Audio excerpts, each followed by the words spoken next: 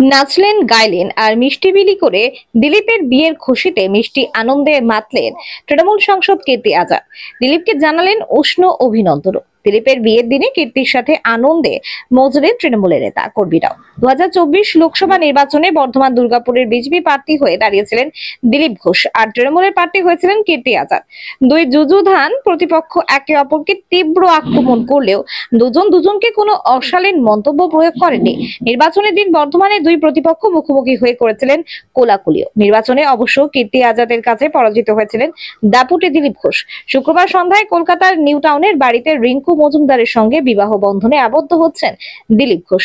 এই খবর পেতে বর্ধমান দুর্গাপুরের সাংসদ কীর্তি আজাদ উল্লাসে মাতলেন। মেরে ইয়ার কি শাদি হ্যায় গানের তালে গলা মেলালেন এবং নাচলেন। তৃণমূল কর্মীদের মিষ্টিমুখ করার ব্যবস্থা করলেন তিনি। একসাথে তৃণমূল কর্মীদের সাথে বসে চাও খেলেন। তারপরে তিনি বললেন, নতুন বৌদি আর দিলীপ দাকে হার্দিক অভিনন্দন। নতুন জীবন সুখের হোক। আমরা একে অপরের রাজনৈতিক প্রতিদ্বন্দ্বী হলেও বিবাহ জীবনের অত্যন্ত গুরুত্বপূর্ণ বিষয়। দিলীপ দার বিবাহ নিয়ে শুভেচ্ছা জানানো আমার কর্তব্য।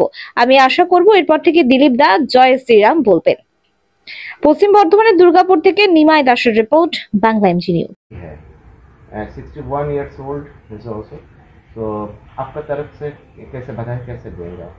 ये हमको तो बड़ी प्रसन्नता है और दिलीप भाई को और भाभी भौजी दोनों को बहुत बहुत लंबे अच्छे मंगलमय वैवाहिक जीवन के लिए हम हार्दिक शुभकामना देते हैं।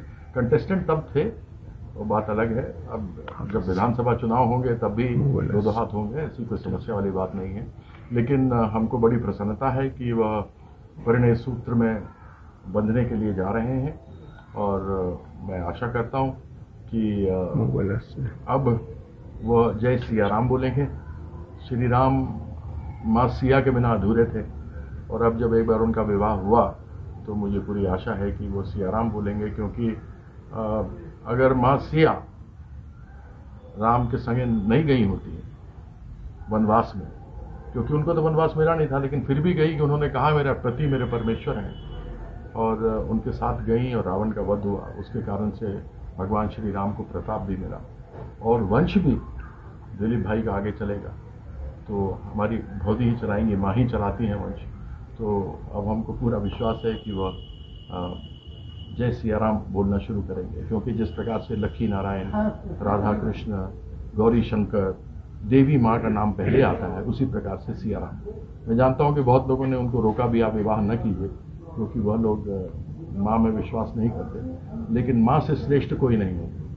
आज पृथ्वी में जितने जीव हैं, जंतु हैं, पेड़ हैं, पौधे हैं, वो सब गर्भ से निकले हैं।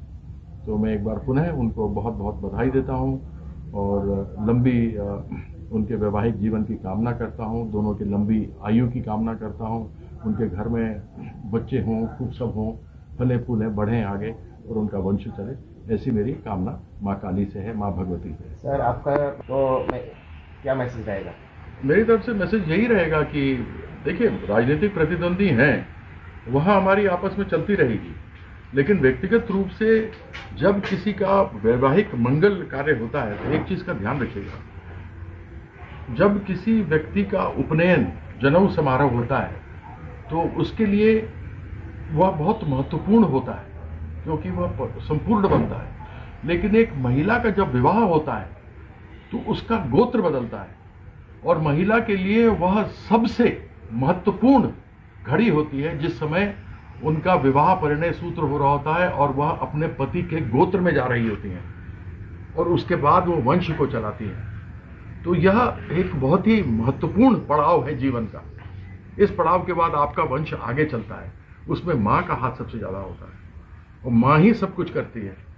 इसलिए जय सिया राम, जय जय सिया राम। उनके मेरी तरफ से तो पूरा गुच्छा रहेगा। आज मुझे बुलाया होता तो हम जहाँ पर उनका विवाह हो रहा है उसके आसपास जितना कलकत्ता का फूल होता सब खरीद करके उनके यहाँ ले जाते और कहते कि अब प्रेम से बात कीजिएगा, गुस्सा मत कीजिएगा।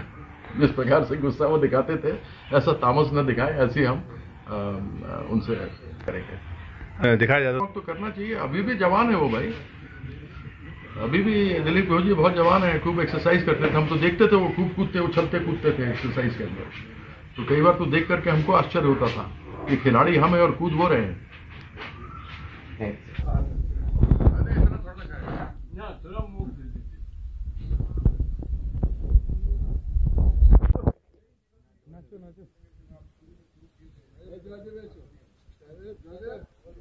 आज मेरी यारी साथी है, आज मेरी यारी